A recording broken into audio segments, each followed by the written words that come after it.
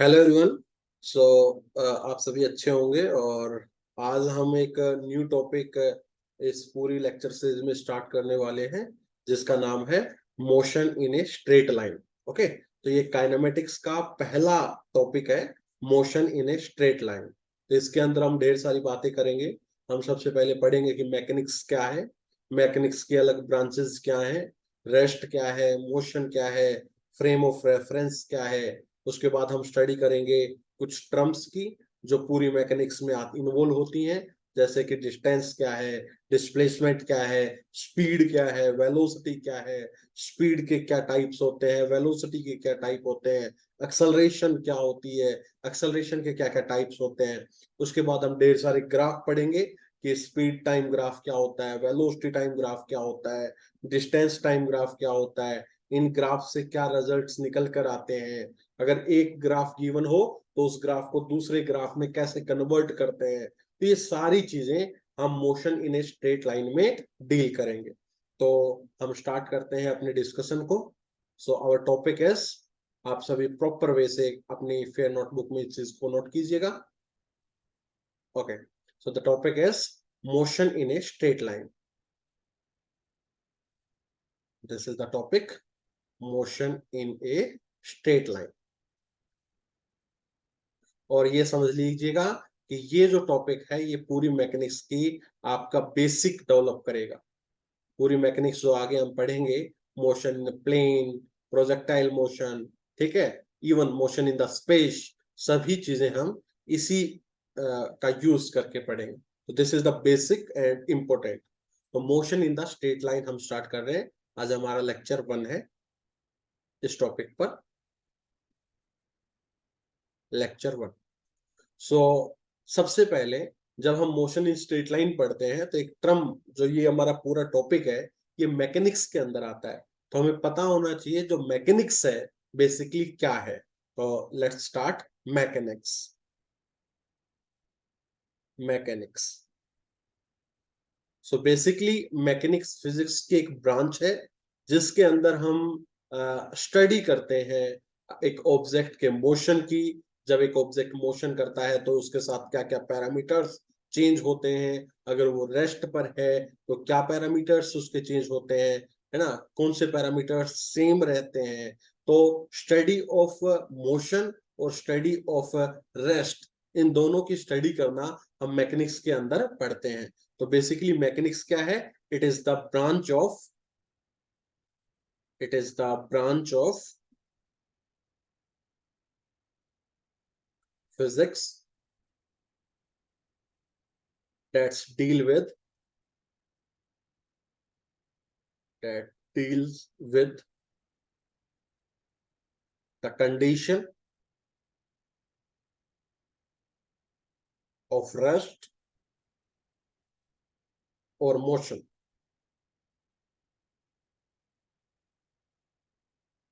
of the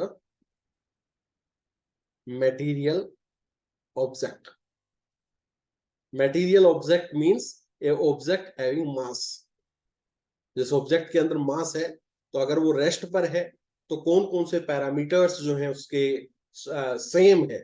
जब वो motion में आता है तो कौन से पैरामीटर्स चेंज करते हैं, रेस्ट से मोशन में आया तब क्या क्या चेंज हुआ।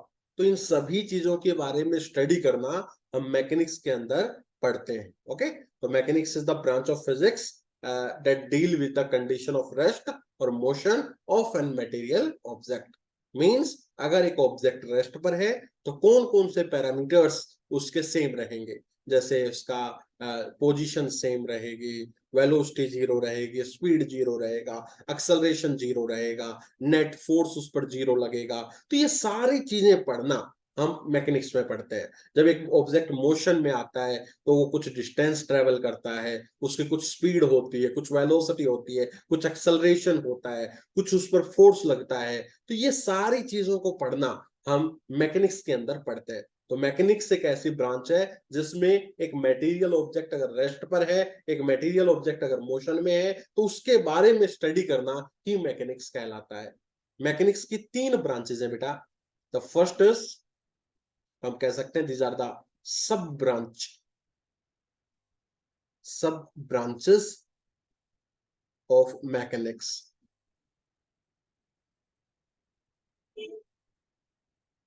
The first one is statics.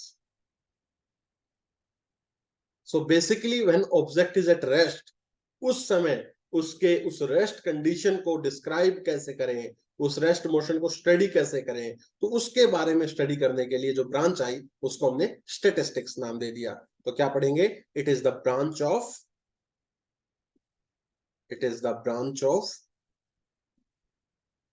Mechanics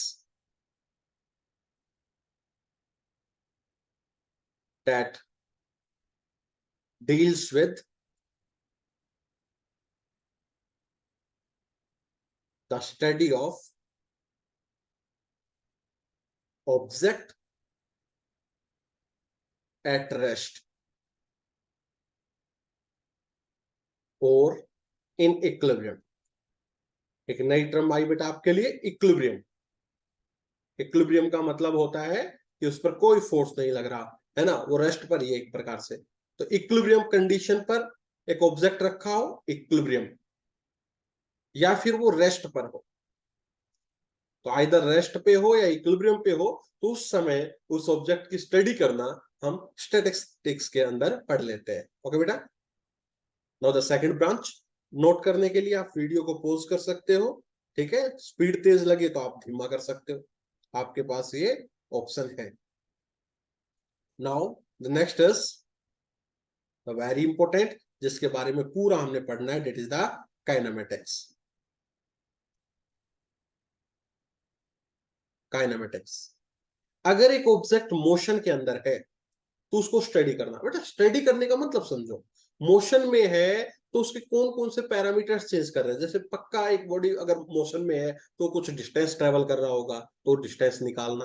वो कुछ डिस्प्लेसमेंट ट्रेवल कर रहा होगा, वो डिस्प्लेसमेंट निकालना. वो कुछ वेलोसिटी के साथ मूव कर रहा होगा, कुछ स्पीड के साथ मूव कर रहा होगा, उसकी कुछ एक्सेलरेशंस होंगी. तो ये सारे पैरामीटर्स को निकाल के लेकर आना ही हम कहते हैं कि हमें उसकी स्टडी करना है.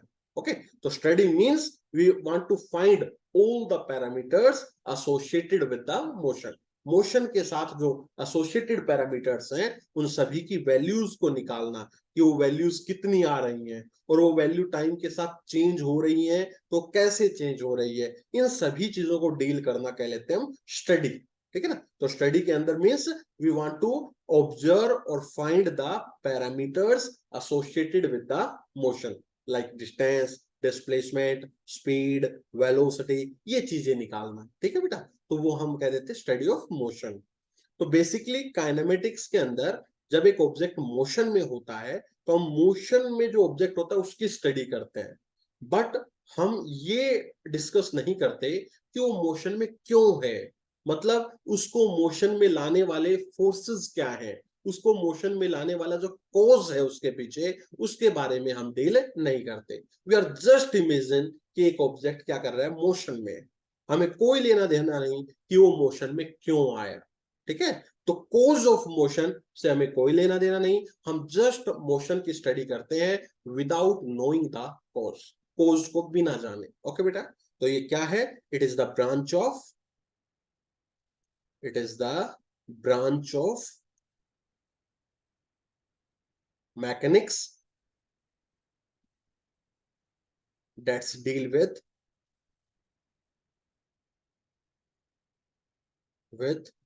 the study of motion of object without considering the cause of motion. हमें कोज से कोई मतलब नहीं होता है. ठीक है ना. तो this is the kinematics. Okay. तो काइनेमेटिक्स मैकेनिक्स की वो ब्रांच है जिसके अंदर हम स्टडी करते हैं motion of the object without considering the cause. Cause को हम कंसीडर नहीं करते. Now the third topic, third sub branch is dynamics. Dynamics. Dynamics वो मैकेनिक्स की ब्रांच है जिसमें हम मोशन की स्टडी तो करते ही करते हैं, बट हम उसके जो कोज है उसको भी साथ साथ स्टडी करते हैं कि ये मोशन जो हुआ वो किस कारण से हुआ, इस पर क्या कुछ फोर्स लग रहे थे जिस कारण से मोशन हुआ। ठीक है, तो इसके अंदर हम कंसीडर करते हैं कोज ऑफ मोशन को भी। तो it is the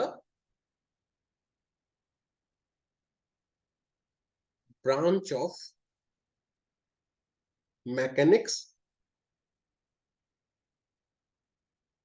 that deals with the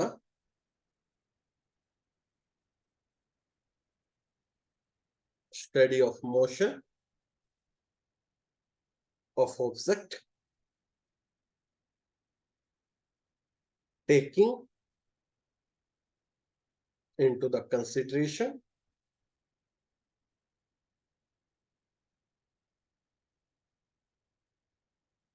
the cause of their motion। हम मोशन को के कोज को भी कंसिडर करते हैं कि इस पर क्या कुछ फोर्स लग रहा होगा, कैसा क्या काम हो रहा होगा। ठीक है ना, तो उसके कोज को भी कंसिडर करके फिर हम मोशन को स्टडी करते हैं। तो वो ब्रांच आपकी डायनेमिक्स हो जाती है बेसिकली। ठीक है, तो अब जो हम टॉपिक स्टार्ट करने वाले हैं डायनेमिक्स हम आगे जाके स्टार्ट करेंगे। काइनेमेटिक्स बेसिकली हम स्टार्ट कर रहे हैं। ओके, तो kinematics means study of the motion without knowing the cause. हमें कोज से कोई मतलब नहीं है। मैं ये कहूंगा t इज इक्वल टू 0 पर पार्टिकल यहां था, t is equal to 5 second पर पार्टिकल वहां आ गया। ठीक है, तो हम मोशन की स्टडी तो करेंगे, लेकिन वो क्यों आया, वो किस फोर्स के कारण आया, कैसे आया, उससे हमें कोई मतलब नहीं। कोज ऑफ मोशन से हमें कोई मतलब नहीं। बस हम कंसिडर कर लेंगे कि एक ऑब्जेक्ट यहां से यहां तक मूव किया है। ठीक है, तो कोज से कोई लेना देना नहीं पूरी काइनेमेटिक्स में। डायनेमिक्स में हम कोज से भी बातें करेंगे। Okay, now the next topic. तो दिस इज बेसिकली मैकेनिक्स क्या है और मैकेनिक्स के जो ब्रांचेस हैं वो क्या हैं उनके बारे में मैंने बता दिया। Now the next thing is, before we start anything about the mechanics or we can say that the kinematics, एक सबसे इंपॉर्टेंट टर्म आती है the frame of reference.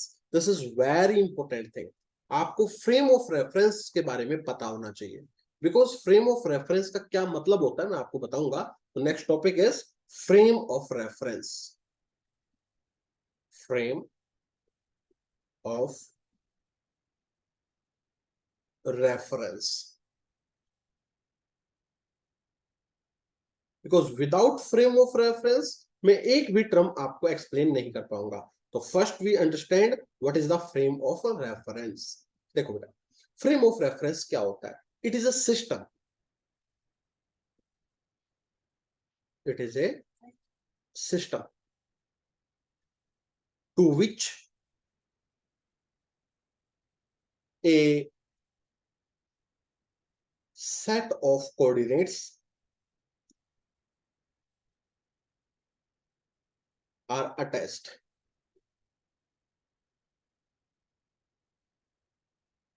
and with reference to which observer describes the event। देखो बेटा, एक definition और लिखवाता हूं मैं अपनी तरफ से, फिर आपको समझ में आएगा। फ्रेम ऑफ रेफरेंस बेसिकली है क्या? Frame of reference is a set of coordinate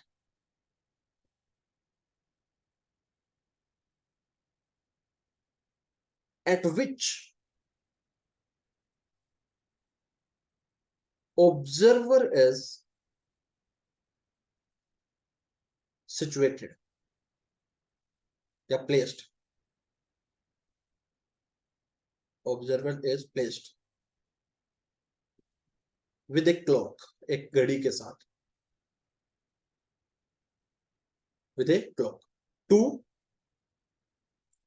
describe or measure the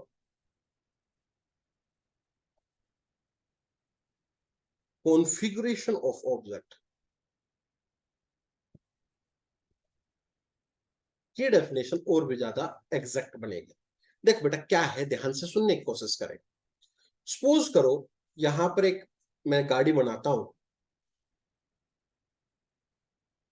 ठीक है, ये गाड़ी, मैं आपको कहूं इस गाड़ी की पोजीशन बताओ, तो ये एक अधूरी बात है। मैं आप कहूं इस गाड़ी की वेलोसिटी बताओ, तो ये मेरा क्वेश्चन जो है वो गलत है पूरी तरह से।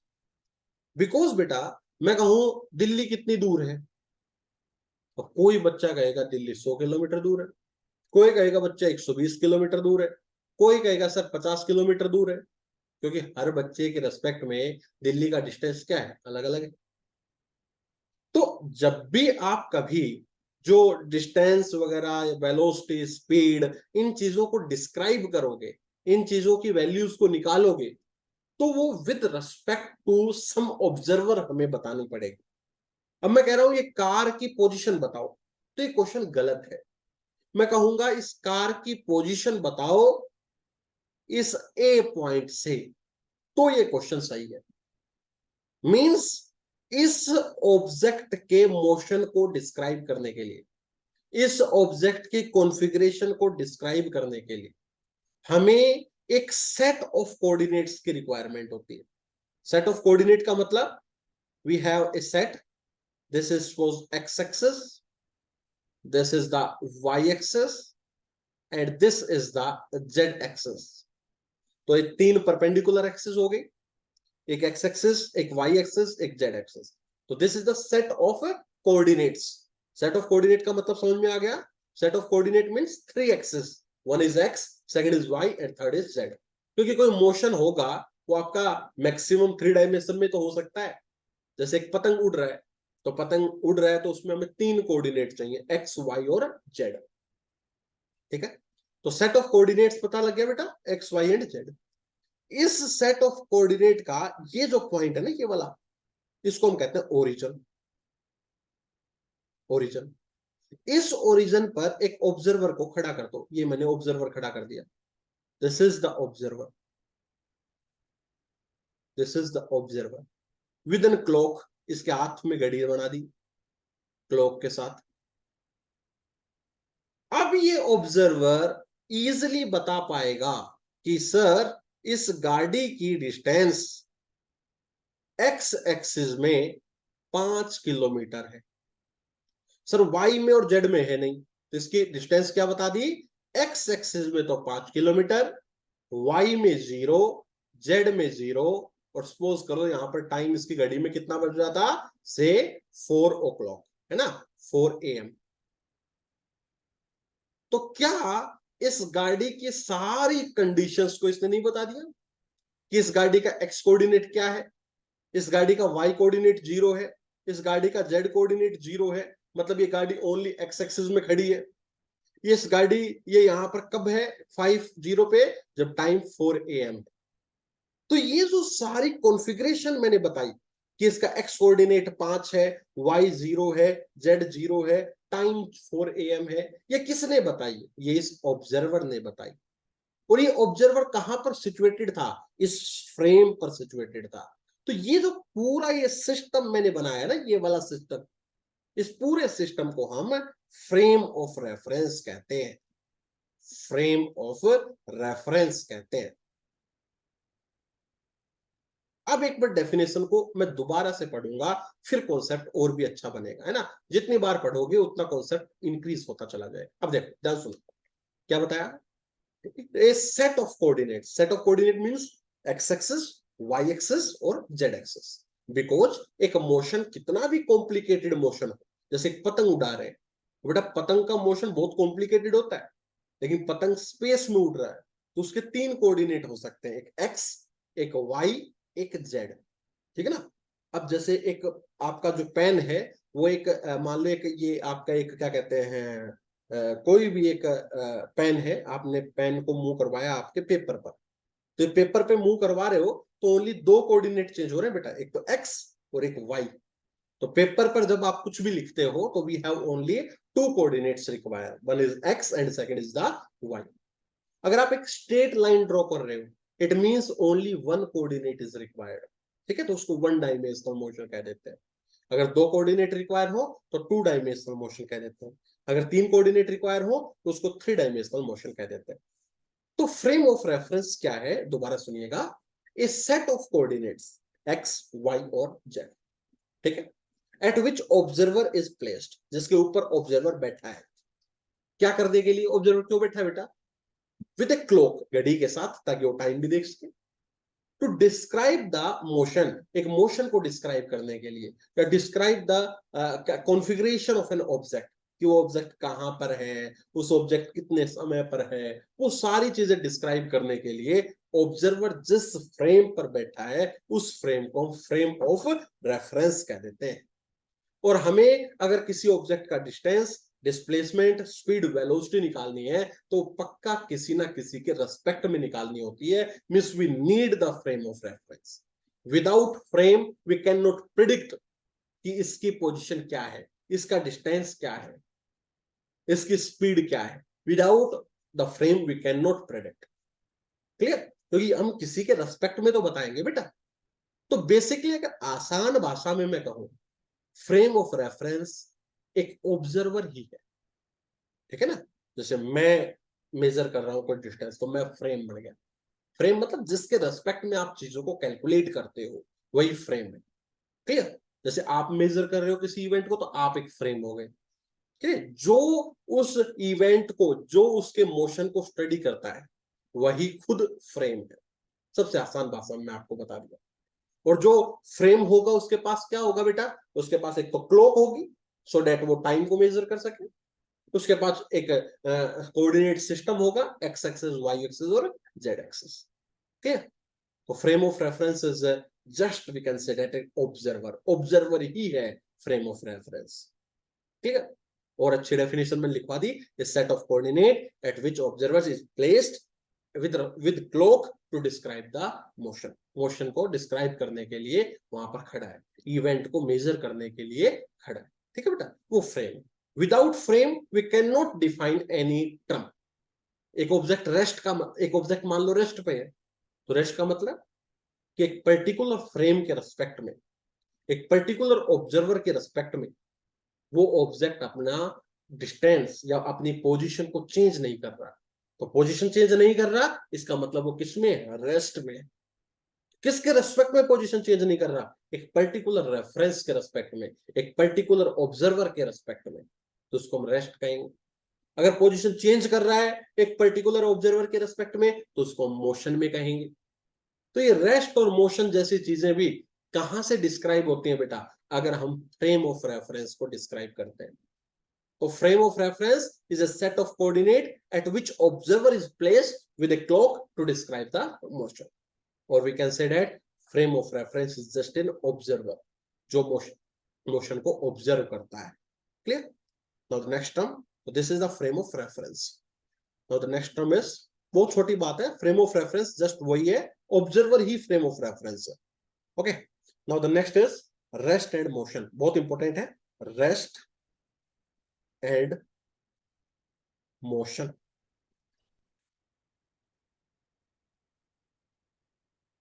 तो रेस्ट का क्या मतलब होता है? एक ऑब्जेक्ट रेस्ट पे है। ऑब्जेक्ट रेस्ट का मतलब क्या है बेटा? कि उस ऑब्जेक्ट का जो पोजीशन है वो किसी पर्टिकुलर फ्रेम के रेस्पेक्ट में चेंज नहीं हो रही। तो रेस्ट का मतलब क्या है? An object is said to be at rest if it does not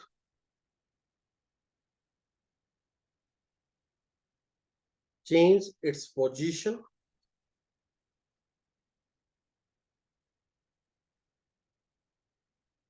with respect to, WRT का मतलब होता है with respect to, पूरा लिख देता हूं चलो,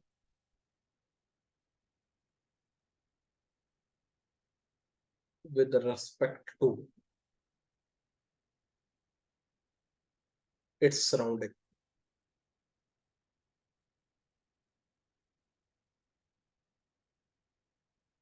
Or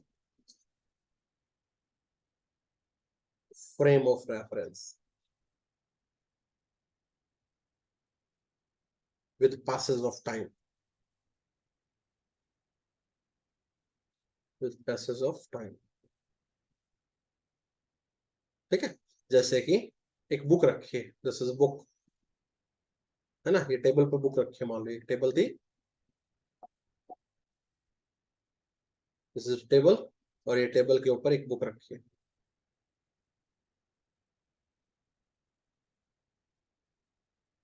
this is a book. Okay, तो ये टेबल है,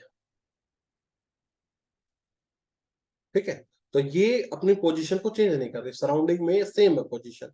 एक ऑब्जर्वर मान लो यहाँ पर खड़ा है, दिस इज एन ऑब्जर्वर, तो ऑब्जर्वर के रेस्पेक्ट में ये पोजीशन मान लो 5 मीटर थी, तो 5 मीटर ये थ्रू आउट द टाइम, है ना, टाइम बीतते जा रहे हैं, 1 घंटा देख रहे हैं, 2 घंटा, 3 घंटा, 4 घंटा, 5 घंटे, और ये जो बुक है उसकी पोजीशन जो है चेंज नहीं कर रही, इसका मतलब ये बुक किस पर है, रेस्ट पर है, ठीक है। तो विद रिस्पेक्ट टू सराउंडिंग कह दो, या with respect to frame of reference कह दो, या विद रिस्पेक्ट टू ऑब्जर्वर कह दो, ठीक है। अगर उस बुक की पोजीशन चेंज नहीं कर रही, अगर उस बुक की पोजीशन सेम है, it means it is at a rest. Clear, this is an example. Now जैसे एक एग्जांपल मैं साइड में लिख देता हूं in words, a book lying on the table is the example of rest condition, बहुत छोटी बात है। now the next is motion। motion, आप बैक कर लिया करो बेटा वीडियो, आपके पास ऑप्शन है, स्लो कर लिया करो, फास्ट कर लिया करो, आपके पास सब ऑप्शन है।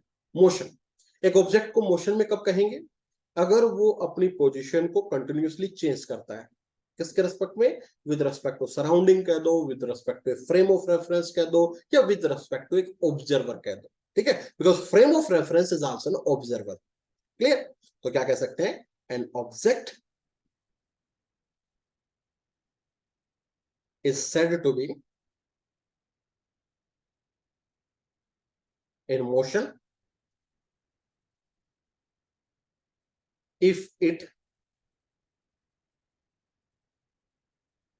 changes its position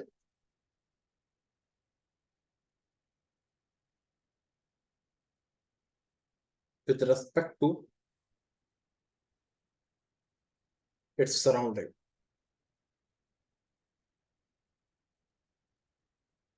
its surrounding कह दो, या फिर क्या कह दो बेटा, फ्रेम ऑफ रेफरेंस कह दो,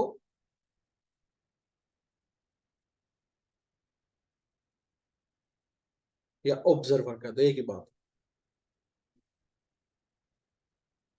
with passage of time.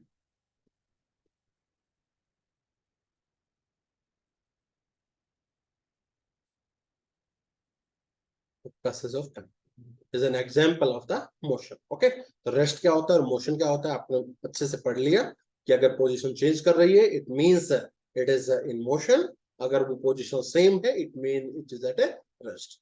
Now this rest and motion are not the absolute quantity, these are the relative quantity. क्या लिखा नोट डाल के,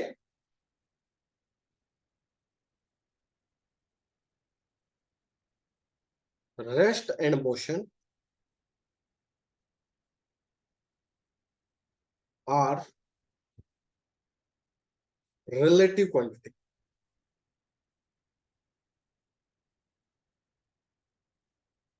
रिलेटिव टर्म्स कह दो जी, ये इसको मैं ऐसे भी लिख सकता हूं, absolute rest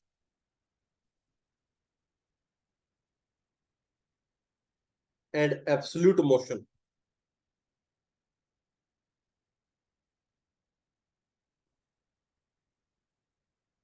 not exist.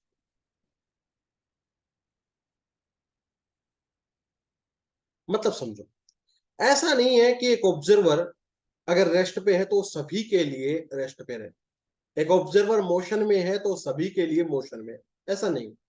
Rest और मोशन एक रिलेटिव टर्म्स है, ये ऑब्जर्वर पर डिपेंड करती हैं, ठीक है ना। ये नहीं है कि एक ऑब्जेक्ट रेस्ट पर है, मेरे रेस्पेक्ट में एक ऑब्जर्वर रेस्ट पे है, तो क्या हमेशा ही सबके रेस्पेक्ट में रेस्ट पे रहेगा? ऐसा नहीं। क्लियर? तो दीज आर नॉट एब्सोल्यूट, का मतलब तो होता है कि सबके लिए सेम है ना।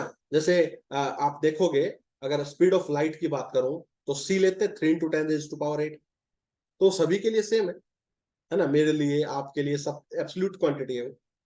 लेकिन अगर मैं रेस्ट की बात करूं तो रेस्ट और मोशन ये रिलेटिव क्वांटिटी है, ये सभी के लिए एब्सोल्यूट नहीं है। ये नहीं है कि कोई ऑब्जेक्ट रेस्ट पे है तो सबके लिए रेस्ट पे है, एक ऑब्जेक्ट मोशन है तो सबके लिए मोशन पे, ऐसा नहीं है। These are the relative terms, these are not the absolute terms. मैं आपको एग्जांपल से इसको क्लियर करता हूं। जैसे मान लो, अगर मैं बात करूं, ये कार है,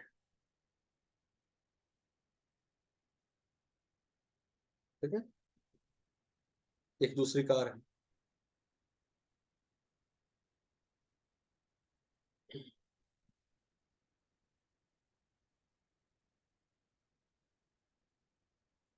ये दो कार बना दी और ये पूरा रोड है, ये चल रहे हैं आराम से मस्ती से। एक इंसान यहां बैठा है, एक इंसान यहां बैठा है, एक इंसान यहां खड़ा है। बात, ये कार आगे चल रही है विद 5 km/h की स्पीड से, बहुत कम है, 50 करता हूँ, km/h की स्पीड से। ये भी चल रही है 50 km/h की स्पीड से। यह है ए, यह है बी, ये है सी। तो बताओ, जो ए है वो, या फिर बात करो बी की, बी रेस्ट पे है या मोशन पे? रेस्ट पे है या फिर मोशन पे है? तो बेटा, जो बी है, अगर ऑब्जर्वर ए दिखेगा तो बेटा ए ऑब्जर्वर को ये नजर नहीं आ रहा कि वो गाड़ी में है और गाड़ी मूव कर रही है 50 km/h से। तो ए को तो नजर आ रहा है कि बी किसमें है, मोशन में। तो बी मोशन में है, किसके रेस्पेक्ट में? विद रेस्पेक्ट टू ए। ए के रेस्पेक्ट में बी किसमें है, मोशन में। लेकिन बेटा, कि बी वाली और सी वाली दोनों कार की स्पीड क्या है, सेम। तो अगर सेम है, देखो रेस्ट और मोशन की हमने डेफिनेशन क्या पढ़ी थी? मोशन मतलब अगर पोजीशन चेंज करे। अब ए के रेस्पेक्ट में बी का ये जो डिस्टेंस है बेटा, ये जो पोजीशन है, क्या ये चेंज नहीं करेगी? करेगी। अरे क्योंकि ये आपका 50 km/h से चल रहा है, तो ये डिस्टेंस क्या करेगा बेटा, टाइम के साथ चेंज करेगा। टाइम के साथ चेंज कर रहा है, इसका मतलब वो किसमें है, मोशन में है। ठीक है। तो रेस्ट और मोशन की क्या डेफिनेशन पड़ी? Rest means the position is not changes, and motion means the position is changes with time. तो यहाँ पोजीशन जो है ए और बी की, वो टाइम के साथ चेंज हो रही है, इसका मतलब बी मोशन में है विद रिस्पेक्ट टू क्या, ए। लेकिन अगर मैं बात करूं विद रिस्पेक्ट टू सी, तो क्या इस सी और बी के बीच में, क्या ये जो डिस्टेंस है वो चेंज करेगा बेटा? कभी नहीं करेगा, क्योंकि दोनों की वेलोसिटी कितनी है कार की, 50-50। तो दोनों की वेलोसिटी सेम है, तो क्या ये डिस्टेंस थ्रू आउट सेम नहीं चल जाएगा? और अगर डिस्टेंस सेम है, इट मींस वो किस पे, रेस्ट में। इसका मतलब बी जो है वो रेस्ट पे है विद रेस्पेक्ट टू क्या बेटा, सी। तो देखो, बी रेस्ट में भी है और बी मोशन में भी है। तो ये एब्सोल्यूट नहीं है, ये नहीं कह सकते बी रेस्ट पे है सब, सबके लिए, बी मोशन में है सबके लिए, ऐसा नहीं कह सकते। बी रेस्ट में भी हो सकता है, बी मोशन में भी हो सकता है। किस पर डिपेंड करता है? With respect to some observer, कि वो ऑब्जर्वर कहां है, इस बात पर डिपेंड करता है। जैसे कि मैं आपको एक और उदाहरण बताता हूं।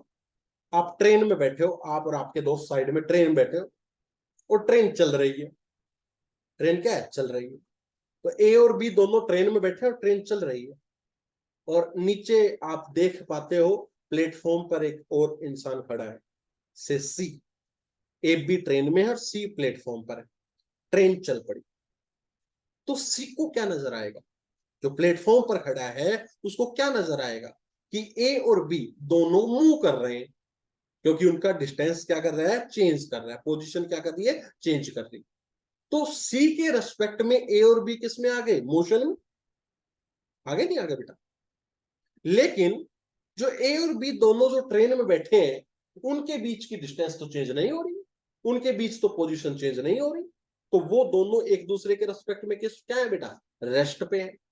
तो देख लो, तो बी जो है वो रेस्ट में है, आपका क्या कहते हैं, ए के रेस्पेक्ट में जो ट्रेन में बैठा है, और सी जो प्लेटफॉर्म पे था उसके रेस्पेक्ट में वो किस में था बेटा, मोशन में था।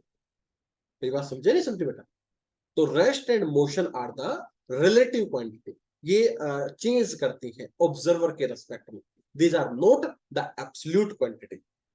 ओके, जो चीज एक के लिए रेस्ट पे है जरूरी नहीं कि वो सबके लिए रेस्ट पर हो। Okay, this is the important thing, this is the rest and motion. आगे चलते हैं नेक्स्ट अध्याय की तरफ। नाउ अब बेटा पूरी मैकेनिक्स के अंदर मैं जो भी बॉडी होगी, जैसे कार मूव करे है ना, उसको मैं एक पॉइंट ऑब्जेक्ट कंसिडर कर लूंगा। तो ये क्या है, point object, concept of point object.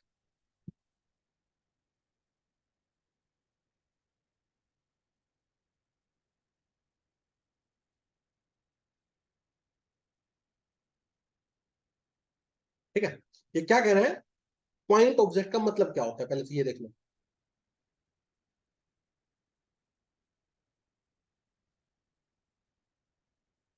If the position of an object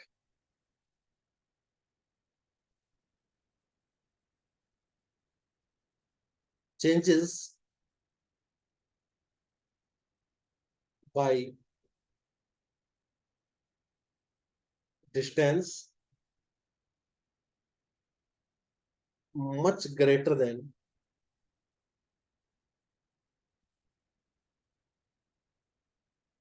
it's own size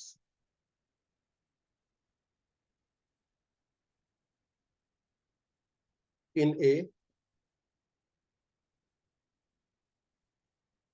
reasonable duration of time,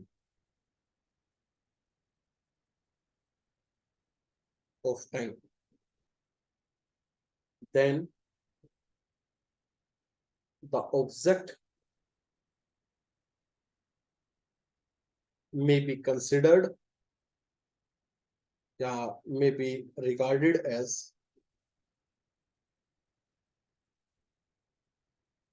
point object। समझिएगा, जैसे बेटा एक कार है ना, अब कब तक ये कार बनाते रहोगे आप, ठीक है, इसके मोशन को। तो हम बेटा इसको जस्ट क्या समझ सकते हैं, मान लो इस कार का मास m है, तो इस जस्ट इसको हम कंसिडर कर सकते हैं एक पॉइंट के रूप में, और इस पॉइंट का मास कितना ले लिया बेटा मैंने, m। ठीक है, इस पूरी कार को मैंने एक पॉइंट के रूप में कंसिडर कर लिया। ये कंसिडर कब कर सकते हैं बेटा, जब ये जो कार जो डिस्टेंस ट्रेवल करे, मान लो कार ने ट्रेवल किया 10 किलोमीटर, और कार का साइज तो बेटा क्या कहते हैं, कुछ सेंटीमीटर्स ही रहता है, कुछ फीट ही रहता है। तो सेंटीमीटर्स छोटा है, किलोमीटर्स बहुत बड़ा है।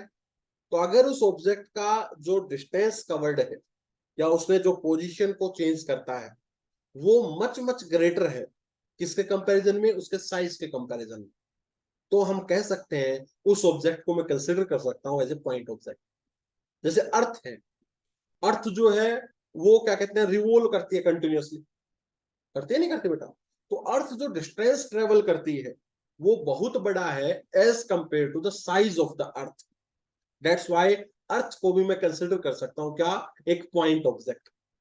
तो पॉइंट ऑब्जेक्ट हम उन ऑब्जेक्ट्स को कंसिडर कर सकते हैं जो डिस्टेंस ट्रेवल करते हैं वो मच मच ग्रेटर है as compare to own size. Clear, तो उसको पॉइंट ऑब्जेक्ट हम कंसिडर कर सकते हैं। तो पॉइंट ऑब्जेक्ट हम पूरी काइनेमेटिक्स के अंदर, जैसे कार मूव कर रही है, ये कर रही है, तो आपका सवाल ये आ जाए, सर कार का ये पॉइंट या ये पॉइंट, तो बेटा उस पूरी कार को हम एक पॉइंट ऑब्जेक्ट के रूप में कंसिडर कर सकते हैं। क्लियर, बाद में बताऊंगा ये पॉइंट हम कहां पर कंसिडर करते हैं, उसके सेंटर ऑफ मास पर कंसिडर करते हैं। क्लियर, ये चीजें बाद में हम डिस्कस कर लेंगे। तो हम लिख देता हूं, मैं एक एग्जांपल आपको बता देता हूं। एग्जांपल, क्या earth can be regarded as point object for studying its motion around the sun. जो सन के अराउंड वो रिवॉल्व करती है तो वो डिस्टेंस तो ज्यादा हो गया उसके साइज के कंपैरिजन में, तो उसको हम एक पॉइंट ऑब्जेक्ट कंसिडर कर सकते हैं. दूसरा एग्जांपल एक और ले लेते हैं, ट्रेन वाला example. A train under a journey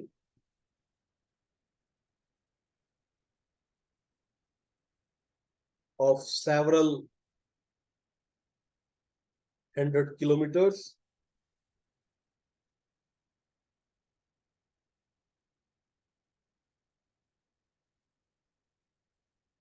can be regarded as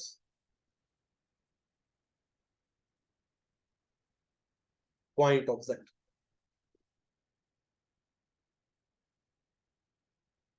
है ना, कुछ किलोमीटर्स ट्रेन चलती है तो उसके साइज के कंपैरिजन में तो डिस्टेंस ज्यादा हो गए ना, तो इसको भी हम एक पॉइंट ऑब्जेक्ट के रूप में कंसिडर कर सकते हैं. तो this is the concept of point object. Rest motion हो गया, फ्रेम ऑफ रेफरेंस हो गया, ब्रांचेस हो गई, और उसके बाद हमने बात कर ली पॉइंट ऑब्जेक्ट की. Now let's study the next term. अब हम थोड़ा इंपॉर्टेंट कॉन्सेप्ट पे आ जाते हैं. मोशन इन, या इसको हम देखें मोशन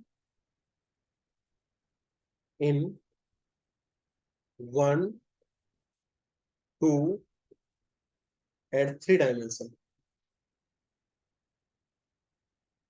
का क्या मतलब है. तो सबसे पहले 1 डायमेंशन मोशन,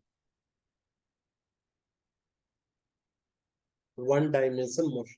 बस ये थोड़ा सा थ्योरी का पार्ट बेटा, ये कंप्लीट होने के बाद फिर इसमें इंटरेस्टिंग न्यूमेरिकल्स स्टार्ट हो जाएंगे. 1 dimensional motion.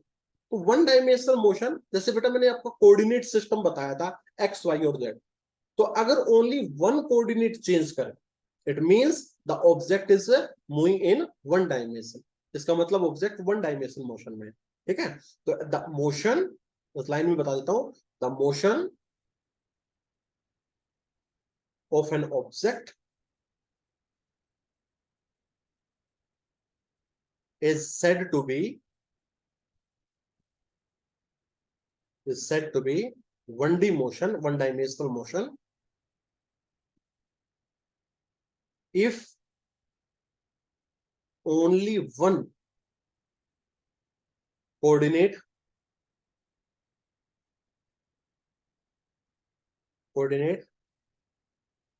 changes with motion. Only one coordinate change कर. जैसे कि ये एक पॉइंट था, यहां पर एक ऑब्जर्वर खड़ा है, देख रहा है, ये एक्स एक्सिस है, ये वाई एक्सिस है, ये जेड एक्सिस. ऑब्जेक्ट यहां पर ए पर है, तो ए पर सपोज कर लो ये 5 मीटर पे है, y0 z0. अब ये ए से कहां मूव करता है, सपोज करो बी पे मूव करता है, तो ए से मूव किया कहां पर, बी पर, तो बी क्या हो गया 10 मीटर, y0 z0. तो बेटा आप देख पा रहे हो ओनली, मतलब यहां से देखो x कितना था 5 मीटर, यहां से कितना मीटर था 10 मीटर. तो ओनली एक कोऑर्डिनेट चेंज हो रहा है. ठीक है ना, if only one coordinate change. One coordinate कौन सा, एक्स वाला, 5 मीटर था, यहां पर कितना हो गया 10 मीटर हो गया. वाई और जेड रिमेन कितने हैं आपके 0 0. तो ऐसे मोशन को हम क्या कहेंगे, 1 डायमेंशनल मोशन कहेंगे. ठीक है ना, कि if only one coordinate changes, अगर सिर्फ एक कोऑर्डिनेट चेंज हो रहा है इसका मतलब the motion is 1 dimensional motion. Clear. अब वो एक कोऑर्डिनेट इधर भी आ सकता है, पीछे भी जा सकता है, वो कोई इशू नहीं. ठीक है, वन कोऑर्डिनेट वाई वाला भी चेंज हो सकता है, वन जेड वाला, लेकिन तीनों में से सिर्फ एक कोऑर्डिनेट चेंज होना चाहिए बेटा. तो उस मोशन को हम वन डायमेंशनल मोशन कहते हैं। ठीक है, if only one coordinate changes with time. Clear? अगर दो कोऑर्डिनेट चेंज कर रहे हैं तो वो आपका एक टू डायमेंशनल मोशन हो गया, और अगर तीन कोऑर्डिनेट चेंज कर रहे हैं तो थ्री डायमेंशनल मोशन हो गया। तो ऐसे मैं टू डायमेंशनल और थ्री डायमेंशनल की डेफिनेशन लिख देता हूं। तो this is one dimensional motion. Now जैसे इसका एग्जांपल लिख ले कहो तो एग्जांपल लिखवा देता हूं। जैसे motion of the train, motion of a train along a straight track, सीधा चल रही है स्ट्रेट ट्रैक पे, तो वो एग्जांपल हो गया वन डायमेंशनल मोशन का। ठीक है, और एग्जांपल ले सकते हैं, मोशन ऑफ ए फ्रीली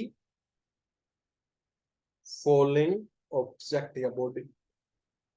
एक ऑब्जेक्ट को आपने छोड़ दिया ऐसे ऊपर से, है ना, तो वो नीचे गिर रही है, तो वो एक ही तो कोऑर्डिनेट चेंज हो रहा है बेटा, एक ही तो लाइन में मोशन हो रहा है। तो ऐसे मोशन को हम वन डायमेंशनल क्वेश्चन कह सकते हैं। एक motion of the train along a straight track कह दो, या motion of a freely falling body कह दो। These are the example of one dimensional motion. Now the second topic is two dimensional motion.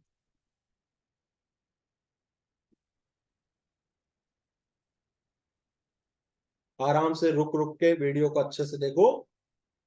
To dimensional motion, two dimensional means if two coordinates are changed, the motion of an object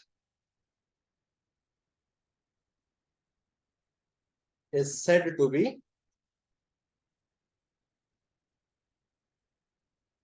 two dimensional if only two coordinates changes with time या with motion, है ना। जैसे कि ये x axis है, ये Y axis है, यहाँ पर ऑब्जर्वर खड़ा है, तो यहाँ था ब्लॉक ए पर, तो ए का था मान लो 5 मीटर और 10 मीटर।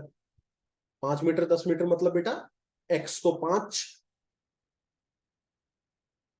एक्स तो कितना 5, और y कितना 10। तो इसको लिखते हैं 5,10। अब ये a मूव किया b पर, b हो गया सपोज करो 10 मीटर और 15 मीटर। 10 मीटर 15 मीटर मतलब बेटा यहां से यहां तक 10 मीटर हो गया x तो, और y कितना हो गया आपका 15 मीटर। तो इस मोशन के दौरान आप देख पा रहे हो both x and y, x and y get changed. x 5 metre से 10 मीटर हो गया, y 10 मीटर से 15 मीटर हो गया। तो अगर बोथ x एंड y मतलब दो कोऑर्डिनेट अगर चेंज कर रहे हैं तो ऐसे मोशन को हम टू डायमेंशनल मोशन कहेंगे। क्लियर? तो ऐसे मोशन को हम टू डायमेंशनल मोशन कहेंगे। if two coordinates are changed then the motion is said to be two dimensional motion। जैसे कि टू डायमेंशनल मोशन के एग्जांपल अगर लिखो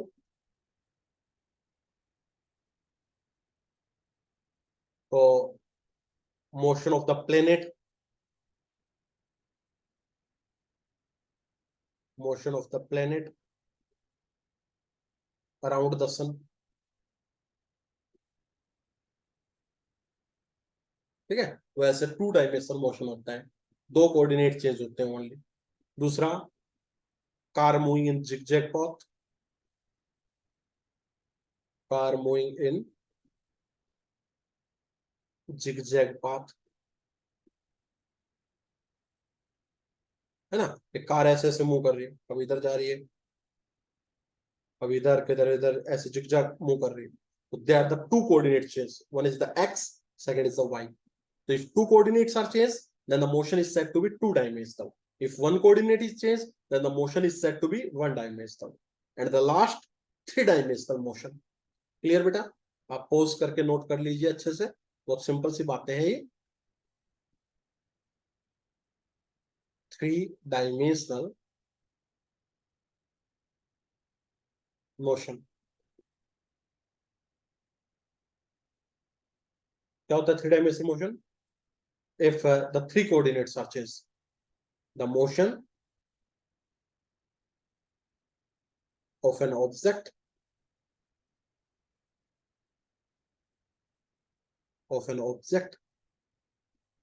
is said to be three-dimensional motion if all three coordinates changes with time. तीनों coordinate change कर रहे हैं time के साथ, है ना? तो उस मोशन को हम थ्री डायमेंशनल मोशन कह देते हैं. सपोज करो this is the X axis, this is the Y axis, this is Z axis. यहाँ कोई ऑब्जर्वर आपका खड़ा है, एक ए है, मान लो काइट है, इसकी पोजीशन x1 y1 z1. थोड़े समय बाद इस ए बी पर चला जाता है और इसकी पोजीशन हो जाती है x2 y2 z2. तो आप देख रहे हो x भी बदल गया, y भी बदल गया, z भी बदल गया. तो ऐसे मोशन को हम थ्री डायमेंशनल मोशन कह देते हैं, जिसमें तीनों कोऑर्डिनेट्स क्या करें? चेंज करें. एग्जांपल अगर बात करूं मैं, तो काइट का अच्छा एग्जांपल है. एक kite flying on A windy day. Second, motion of aeroplane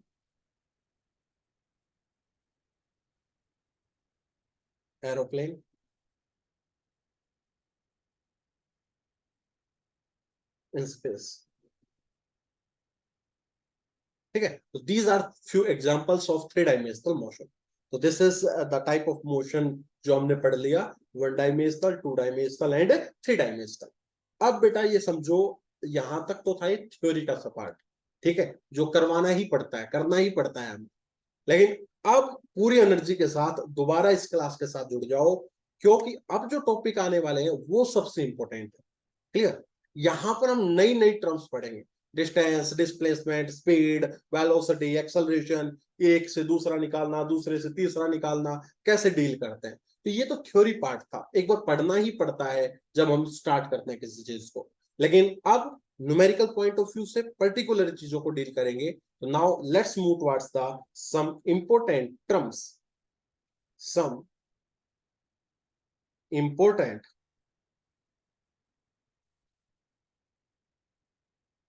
terms involve in kinematics कह दो या फिर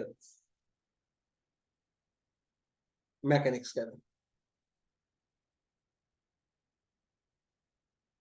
कौन कौन सी है पहले वो टर्म लिख देता हूं, उसके बाद उनके बारे में डील करेंगे. नाउ फर्स्ट इज डिस्टेंस, क्या होता है. सेकंड इज डिस्प्लेसमेंट, क्या होता है.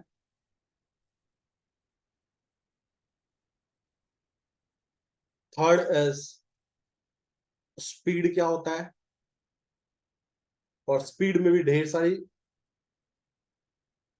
यूनिफॉर्म स्पीड क्या होता है, नॉन यूनिफॉर्म स्पीड क्या होता है,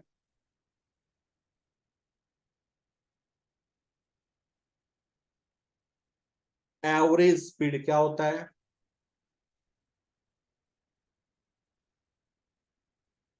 एंड इंस्टेंटेनियस स्पीड क्या होता है.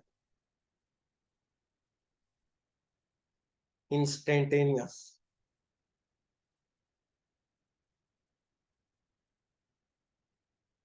सिमिलरली वेलोसिटी क्या होता है.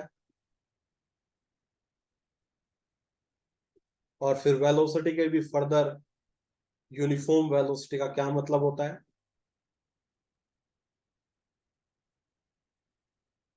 नॉन यूनिफॉर्म वेलोसिटी का क्या मतलब होता है?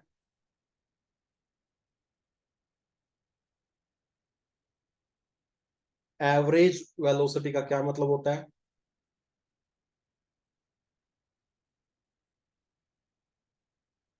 And next is instantaneous velocity का क्या मतलब होता है?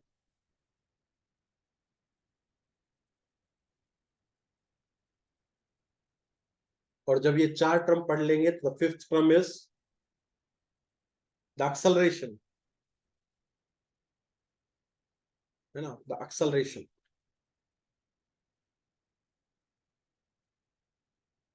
और एक्सेलरेशन में भी हम फर्दर पढ़ सकते हैं कि एवरेज एक्सेलरेशन क्या है, यूनिफॉर्म एक्सेलरेशन का क्या मतलब होता है, uniform acceleration,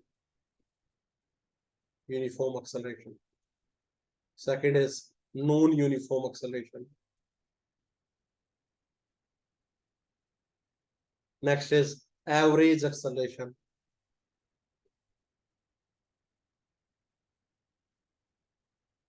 next is instantaneous acceleration.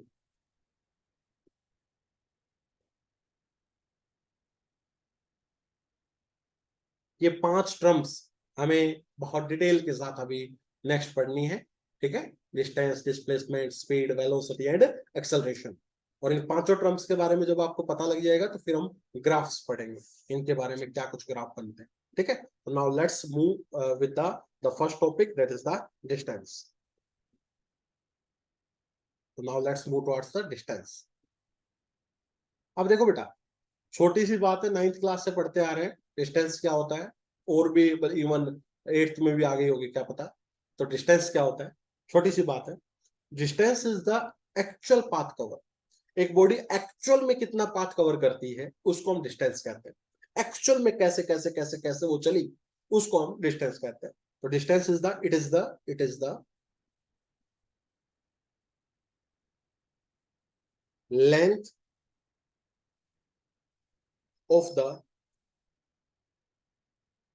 Actual, actual पर थोड़ा जोर लगा रहा हूं बार बार, एक्चुअल मतलब real, actual path travelled by या ट्रांसफर्ड बाय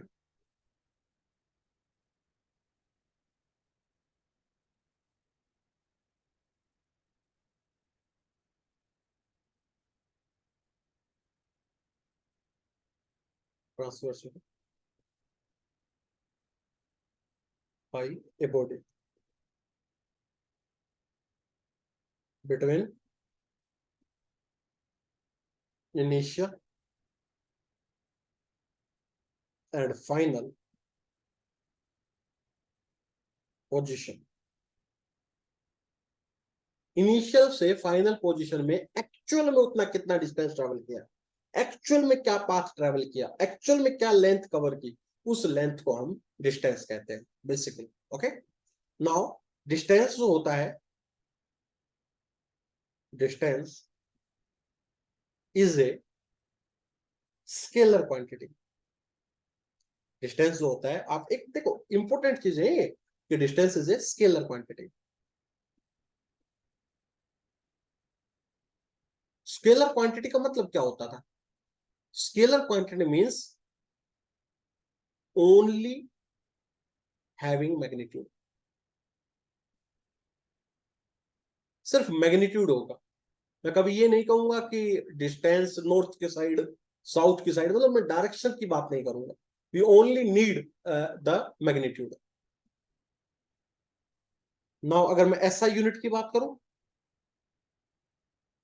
तो हमें पता है डिस्टेंस की क्या होती है, दैट इज द मीटर।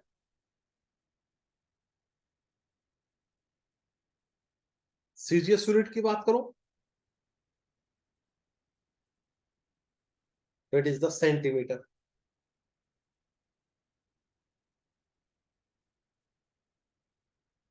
ठीक है, ऐसा यूनिट होगी, सीजीएस यूनिट होगी।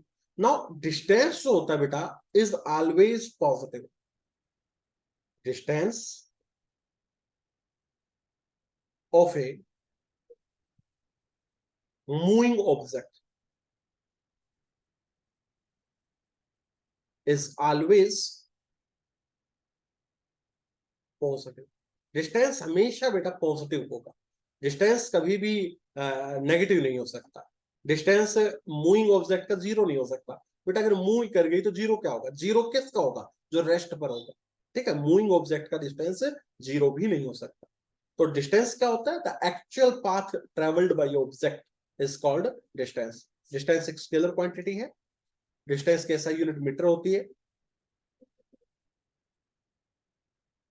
CGS यूनिट सेंटीमीटर होती है, सीजीएस यूनिट होती है। डिस्टेंस ऑफ ऑब्जेक्ट जो है ऑलवेज पॉजिटिव होता है। नाउ अगर आपको डिस्टेंस आ गया,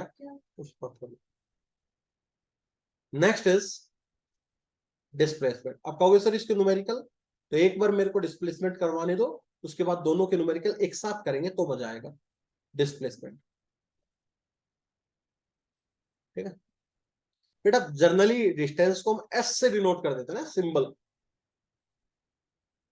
सिंबल, सिंबल हम जर्नली एस का मतलब हम डिस्टेंस कह देते हैं। ठीक है, बाकी बुक्स में अलग अलग हो सकता है, डिस्टेंस को हम एस कह सकते हैं। और डिस्प्लेसमेंट का सिंबल हम एस वेक्टर से डिनोट कर देंगे, एस के ऊपर वेक्टर लगा देंगे, तो this is the displacement. Okay, तो डिस्टेंस और डिस्प्लेसमेंट का सिंबल हो गया। अब कहोगे सर स्पीड का ले लो, ये तो है एस, एस बोले स्पीड, तो उसका कोई मतलब नहीं है, सिंबल का कोई मतलब नहीं है। सिंबल मीनिंग समझो, डिस्टेंस क्या है और डिस्प्लेसमेंट क्या है। सिंबल तो आपको हर बुक में अलग अलग मिल सकते हैं बेटा, है ना। तो मतलब समझो कि डिस्टेंस का क्या मतलब होता है और डिस्प्लेसमेंट का क्या मतलब होता है। अब डिस्प्लेसमेंट आ जाओ, डिस्प्लेसमेंट होता क्या है। तो displacement, it is the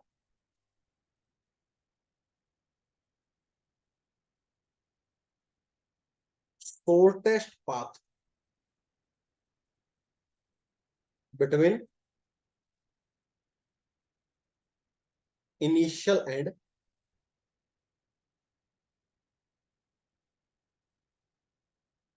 final point.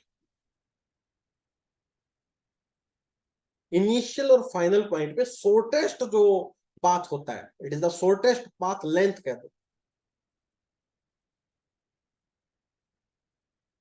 Between initial and final position, या इनिशियल एंड फाइनल पॉइंट, उसके बीच में जो सबसे छोटा जो पाथ बनता है, उस पाथ की लेंथ को हम क्या कहते हैं, डिस्प्लेसमेंट कहते हैं। ठीक है, नाउ डिस्प्लेसमेंट एक वेक्टर क्वांटिटी है। Displacement is a vector quantity. Vector quantity means both magnitude भी होगा एंड डायरेक्शन भी होगा। ठीक है ना, इसका मैग्नीट्यूड भी होगा और क्या होगा बेटा, इसकी डायरेक्शन भी होगी। नाउ डिस्प्लेसमेंट बेटा पॉजिटिव भी हो सकता है, जीरो भी हो सकता है और नेगेटिव भी। तो डिस्प्लेसमेंट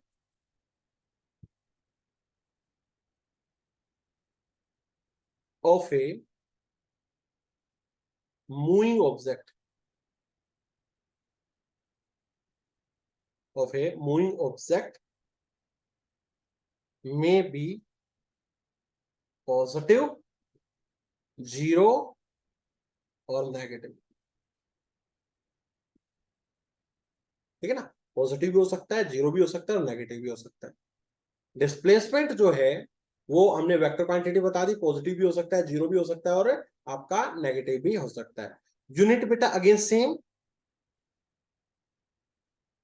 एसआई यूनिट की बात करो तो मीटर, सीजीएस यूनिट की बात करो तो सेंटीमीटर। और अब तो हम एक बात और सीख गए होंगे, डायमेंशनल फॉर्मूला। डायमेंशनल फॉर्मूला क्या होगा बेटा, इसके डिस्टेंस एक लेंथ है तो m0 l1 t0। Dimensional formula होता है anything return in the form of mass की पावर, लेंथ की पावर और टाइम की पावर। तो डिस्टेंस तो एक लेंथ है बेटा, तो लेंथ की पावर तो 1 रहेगी, मास और टाइम की पावर कितनी आ जाएगी आपकी, 0 आ जाएगी। तो दिस इज द डिस्प्लेसमेंट। कि जस्ट मैंने एक इंट्रो दिया है डिस्टेंस और डिस्प्लेसमेंट का, अब आ जाओ न्यूमेरिकल, वहां से हम इनको दोबारा से पकड़ते हैं कि मैंने बताया क्या है ना। तो एक छोटे से न्यूमेरिकल से मैं स्टार्ट करता हूं विद इंपोर्टेंट क्वेश्चंस, है ना। अब देखो इंपोर्टेंट क्या है, अब हम कॉन्सेप्ट को समझेंगे। भाई सिंपल सी मैंने एक बात बेटा आपको बताई कि जो डिस्टेंस है वो होता है आपका जो एक्चुअल में जो पाथ कवर किया है वो, और जो डिस्प्लेसमेंट होता है वो आपका जो शॉर्टेस्ट पाथ हो, ठीक है ना। तो डिस्प्लेसमेंट शॉर्टेस्ट पाथ, और आपका जो डिस्टेंस है वो आपका क्या बताया मैंने, एक्चुअल पाथ। क्लियर। अब जैसे कि कुछ क्वेश्चंस हैं उनको हम डील करते हैं वन बाय वन आपके सामने। जैसे कि कहते हैं a particle, a particle travels from -15 metre, comma 0। ये इसके कोऑर्डिनेट हो गए बेटा, ये तो एक्स कोऑर्डिनेट हो गया और ये इसका वाई कोऑर्डिनेट हो गया, to 17 metre, comma 0। Then to -2 metre, comma 0। Find the find the distance and displacement. Solution करते हैं। अब देखो प्रॉब्लम समझो बेटा, मैंने टर्म समझाई आपको। Distance is the actual path covered by the object and displacement is the shortest path. अच्छा, एक शॉर्टेस्ट पाथ निकालने का एक तरीका और बताता हूं कि द शॉर्टेस्ट पाथ अगर कभी निकालना हो, if are I is the initial position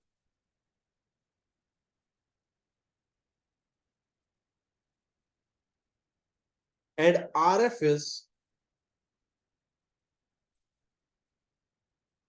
final position,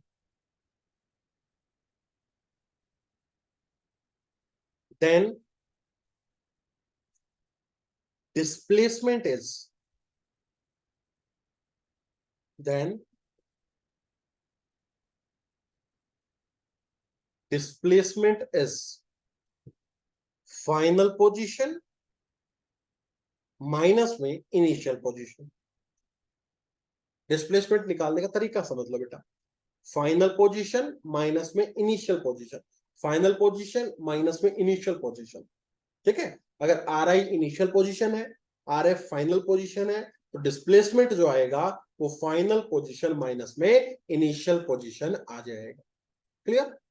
दूसरी बात बेटा, एक और चीज समझा देता हूं इसमें कि आप अगर डिस्प्लेसमेंट एक वेक्टर क्वांटिटी होगी तो इसकी डायरेक्शन क्या होगी, डायरेक्शन। क्योंकि मैग्नीट्यूड तो सर आपने अभी अभी बता दिया, शॉर्टेस्ट पाथ कह दो या फाइनल पोजीशन माइनस में इनिशियल पोजीशन कह दो। अब आप डायरेक्शन और बताओ, बिकॉज इसका मैग्नीट्यूड भी होता है और इसकी डायरेक्शन भी होती है। तो direction is always initial to final, initial से फाइनल की तरफ होगी वो आपकी डायरेक्शन होगी। Direction is from initial to final and magnitude final position minus में इनिशियल पोजीशन। तो ये आपका डिस्प्लेसमेंट के बारे में मैंने कंक्लूजन सा दिया। अब ये आप यहां पर आप 40% भी समझ गए तो ठीक है, बिकॉज कॉन्सेप्ट हम न्यूमेरिकल से ज्यादा कैप्चर करते हैं, न्यूमेरिकल उठाते हैं, फिर दोबारा सारी चीजों को बताता हूं। कि सपोज करो एक पार्टिकल ट्रेवल कर रहा है इस कोऑर्डिनेट में, तो सबसे पहले तो बेटा डायग्राम बनाया करो। आप ये बताओ ये मोशन वन डायमेंशनल है या टू डायमेंशनल। आप देख पा रहे हो बेटा ओनली एक कोऑर्डिनेट चेंज हो रहा है, -15, 17, -2, only the x coordinate is changed.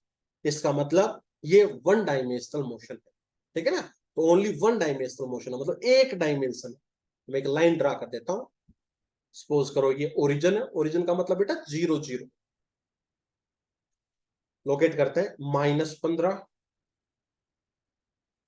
और 0, ये तो बेटा इनिशियल।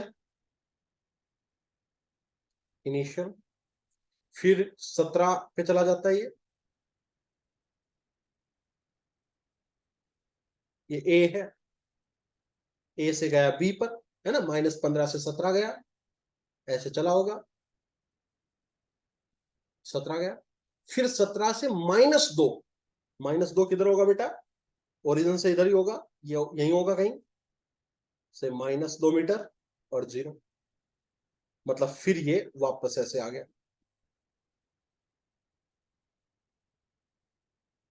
तो अगर हम इसके डिस्टेंस कैलकुलेट करें, तो मैंने आपको बताया the distance is the actual, इसने कितना पाथ ट्रेवल किया, distance is the actual path covered, actual में कितना चला। तो इनिशियल, और ये बेटा इसका फाइनल था, तो इनिशियल से चला, यहां से चला, यहां ऐसे ऐसे बेटा चलता गया चलता गया चलता गया चलता गया चलता गया, यही तो चला, ये गोले बना रहा हूं वो इसका एक्चुअल पाथ है, फिर ये वापस मुड़ लिया और इधर ऐसे ऐसे चला गया, ये इसका एक्चुअल पाथ। तो एक्चुअल में इतना कितना डिस्टेंस ट्रेवल किया, देखो बेटा ये -15 ये 0 है, मतलब ये डिस्टेंस यहां से यहां तक कितनी है बेटा 15, यहां से यहां तक ये डिस्टेंस कितनी है बेटा 17, फिर अगर देखूं तो ये कितनी है यहां से यहां तक 17, और ये -2 0 का मतलब ये कितना है बेटा 2, है ना, मैग्नीट्यूड मैग्नीट्यूड की बात कर रहा हूं बेटा मैं, भाई देखो ना ये 0 0 है, ये -15 0 है, मतलब यहां ए से लेकर ओ पॉइंट के बीच में जो डिस्टेंस है वो 15 हो गई, ओ से बी तक डिस्टेंस, ये तो 0 0 है, ये 17 0 है तो 17 हो गई, फिर बी से इस पॉइंट पर, ये देखो ओ वाला पॉइंट है बेटा, तो ये अगेन 17, और ये 17 से आगे कितना चला गया बेटा, ये 2m0 मतलब 2 मीटर, तो ये 2 मीटर चला गया। तो एक्चुअल में इसने कितना डिस्टेंस ट्रेवल किया, तो एक्चुअल में 15 जस्ट वन, 15 + 17, फिर 17 के बाद उल्टा आया है तो फिर 17, और फिर 2, तो this is the actual distance travelled by A by the object. Actual में कितना चला, तो इनिशियल से फाइनल में गया ना बेटा, तो एक्चुअल में जो ट्रेवल किया वो इसने इस जो गोले बनाए हैं ब्लैक कलर से, वो इसका एक्चुअल पाथ है बेटा। So the actual distance is 15 + 17 + 17 + 2, कितना हो गया देख लो आप, 7 7 14 19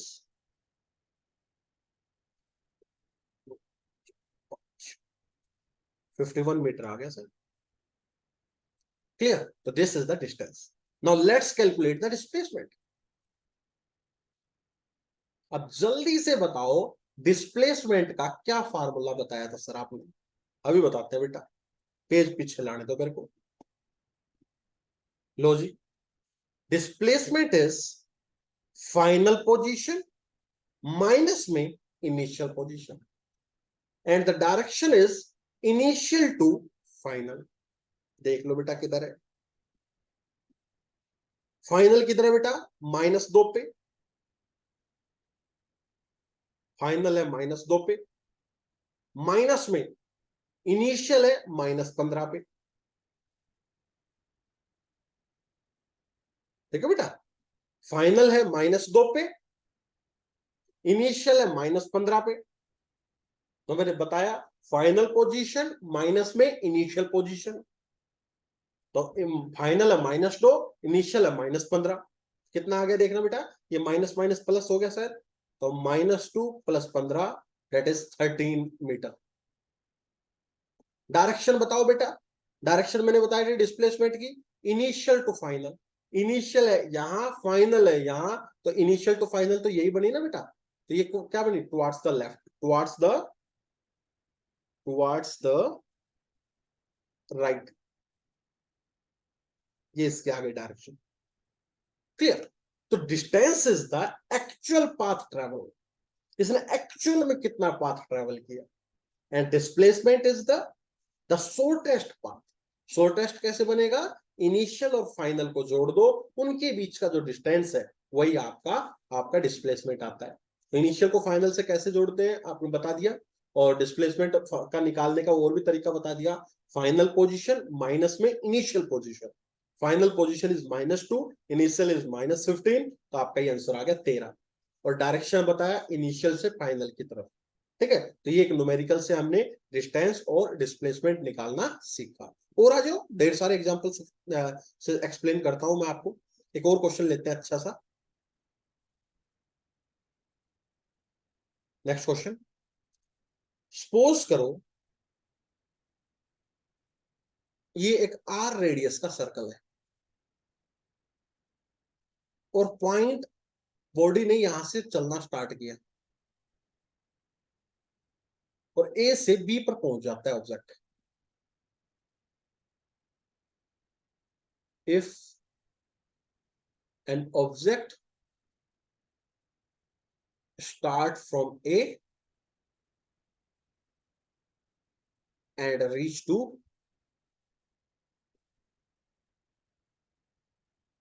B, find along the circular track,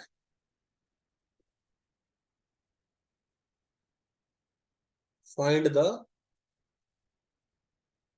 distance and displacement। निकालो जी।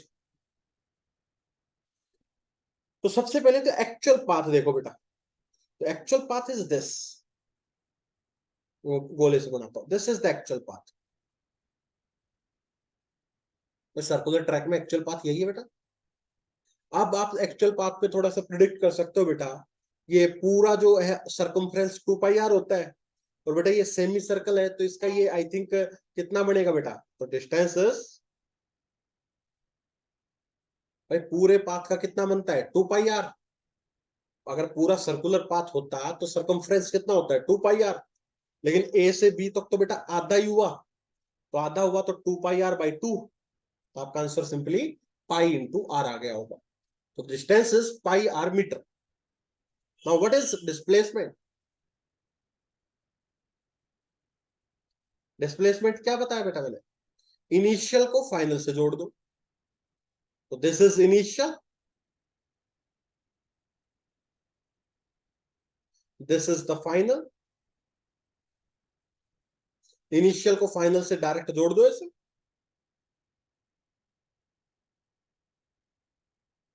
तो बताओ बेटा इनिशियल से फाइनल जब जोड़ोगे तो बेटा ये रेडियस आर है, इधर का भी ये कितना हो गया, ये आर हो गया, तो बेटा टोटल ये यहां से ए से बी तक का डिस्टेंस कितना हो गया देखा जाए तो R plus R that is 2r। तो डिस्प्लेसमेंट इज 2r, है ना। डिस्प्लेसमेंट निकालने के लिए शॉर्टेस्ट पाथ देखते हैं, मतलब ए को बी से डायरेक्ट जोड़ देते हैं। अब बताओ बेटा ये ए बी हो गया और इसकी direction, displacement is vector quantity, तो डायरेक्शन बताओ बेटा इनिशियल से फाइनल की तरफ, दिस डायरेक्शन, तो ये क्या बने towards the right, towards the right, towards the right,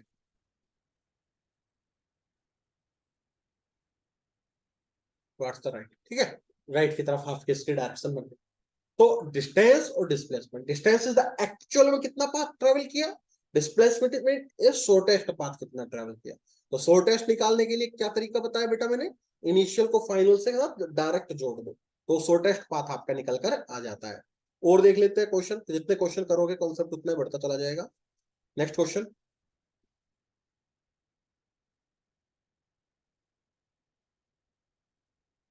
ये एक सर्कुलर ट्रैक है, ए से पार्टिकल बी पर आता है ऐसे चल चला के,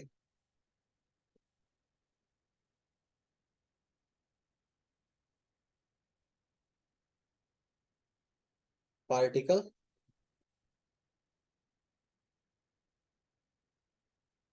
travel from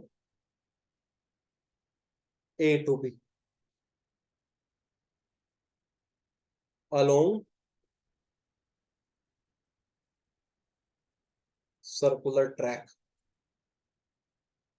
find distance and displacement. बहुत बेसिक क्वेश्चन से करवा रहा हूं, इस पे हम कम से कम 50 क्वेश्चन करेंगे। डिस्प्लेसमेंट, ठीक है। तो वो ये बेटा एक्चुअल पाथ तो डिस्टेंस, और shortest path displacement. Distance is the actual path. तो एक्चुअल में देखो कितना ट्रेवल किया बेटा, एक्चुअल में बेटा इसने इतना ट्रेवल किया। तो बेटा आपको एक बात नजर नहीं आ रही है, देखो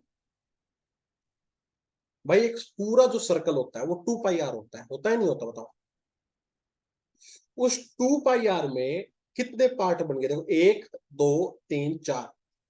तो एक क्वार्टर के अंदर पाई r/2 डिस्टेंस ट्रेवल करता है। भाई ये यहां से लेकर यहां तक जो एक क्वार्टर बनेगा आपका, उसमें पाई r/2 करेगा। ये जो दूसरा क्वार्टर बनेगा इसमें भी पाई r/2 करेगा। ये तीसरा क्वार्टर बनेगा इसमें भी कितना करेगा, पाई r/2 करेगा। हर एक क्वार्टर में, एक पूरे सर्कल के 4 हम क्वार्टर बना सकते हैं, 1/4 1/4 1/4। तो एक 1/4 हिस्सा पाई r/2 डिस्टेंस कवर करता है। तो ये कितने कवर हो गए बेटा, ए से लेकर बी तक कितने क्वार्टर आ गए, पहला क्वार्टर, दूसरा क्वार्टर और तीसरा क्वार्टर। तो 3 क्वार्टर हो गए बेटा। तो डिस्टेंस हो गया 3 पाई r/2। This is the distance travelled by the particle. Now let's calculate the displacement.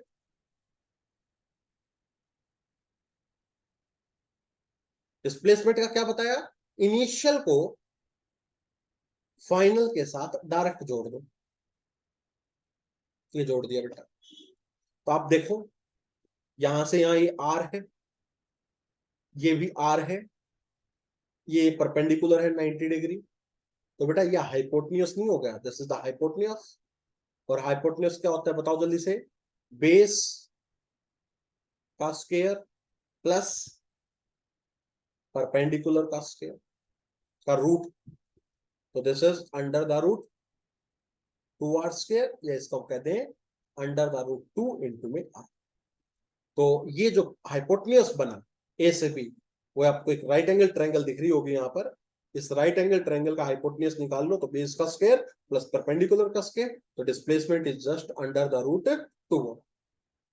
और कोई डायरेक्शन बताओ, तो इनिशियल से फाइनल की तरफ जस्ट ड्राई एरो, इस डायरेक्शन में आपकी डिस्प्लेसमेंट होगी। क्लियर, ये मैंने डायरेक्शन बता दी बेटा एरो से, this is the direction. Clear, और ये इसका क्या होगा, मैग्नीट्यूड।